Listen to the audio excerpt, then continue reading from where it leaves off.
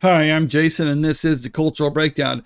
Before a movie is released, you can speculate and try to do projections about what you think it's actually going to do in theaters. I mean, look at advanced ticket sales, maybe historical trends, how this franchise has done in the past, if it is a franchise. But ultimately, until you start seeing the box office open and tickets start being sold, you don't actually know how it's going to do.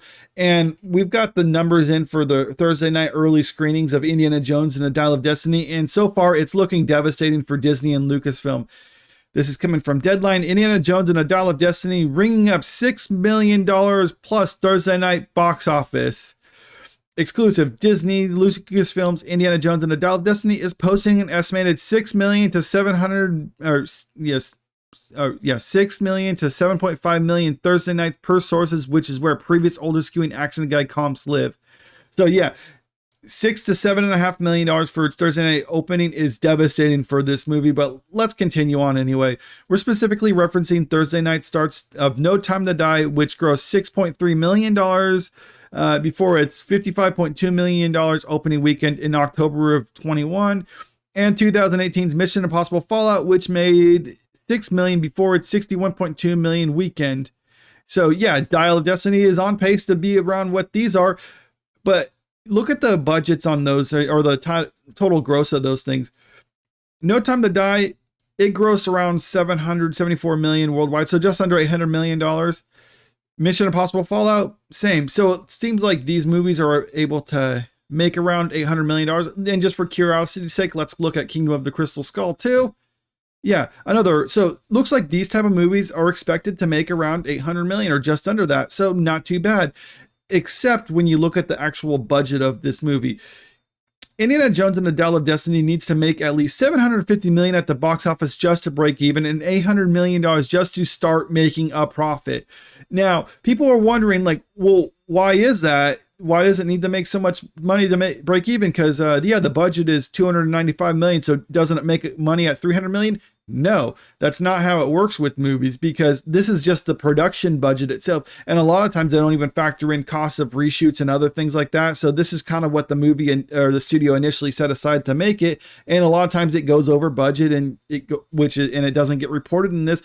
And also there's the distribution costs, marketing costs, and all the gross that comes from the box office doesn't go to the studios. A lot of times, or the theaters themselves actually get their own cuts because they can't operate on just concession sales alone.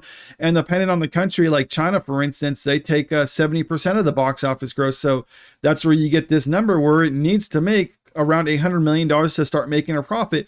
And right now, this is tracking along movies that made less than $800 million at the box office, which also raises a question.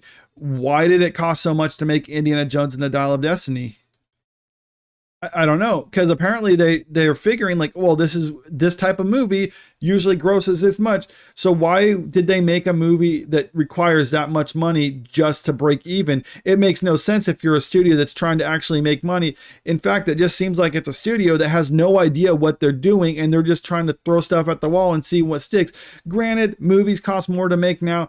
So, and they want to one up the last movie, but the thing is, the last movie that people actually liked was Last Crusade. So you should probably start more emulating that and less emulating Kingdom of this Crystal Skull. But ultimately, this is going to be a failure. Is it going to be the $250 million, $300 million box office bomb?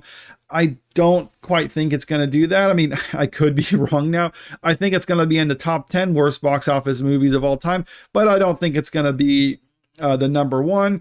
But one thing's for sure, with a movie like this doing that bad, we're not going to see the Phoebe Waller-Bridge Indiana Jones spin-off series starring her, because I know that's ultimately what they were trying to do. I mean, there's been like James Mangold tried to downplay that. Kathleen Kennedy said that she likes that idea, but this is all predicated on how well this movie's doing. And if it's going to be a bomb like this, we're not going to see anything like that happen, at least not in the near future. So despite Kathleen Kennedy's best effort, she can't have herself insert Indiana Jones series. And it just reiterates that this movie was Disney doesn't know what they're doing with their new projects or their new properties. And hopefully this writer strike is forcing them, since they're having to push back everything, to actually reevaluate what they're doing, because so far in the last year, they've lost nearly $900 million at the box office, according to some analysts. And this movie is probably going to push them over that $1 billion mark in losses from the box office. So we'll see what happens in the future. Hopefully they'll reevaluate, but I really don't hold up much hope for them, because they've been making the wrong moves over and over, and just been doubling down. And in all honesty, the people in charge of there, like Bob Iger, Kathleen Kennedy, they're just, they have their own agenda to push. And as long as that's being pushed, they don't care if they're losing money for the shareholders. I mean, it's probably much going to have to be until they're out of the company. We're not going to see any improvements from them. But let me know what you think about this in the comments. Are you actually going to go see this movie? Do you think it's going to be the biggest bomb of all time? Do you think it's going to make money? Comment below. Let me know. And if you like the video, make sure you click the like button, share the video out there, and subscribe to the channel if you want to stay up to date with the latest news. Thank you.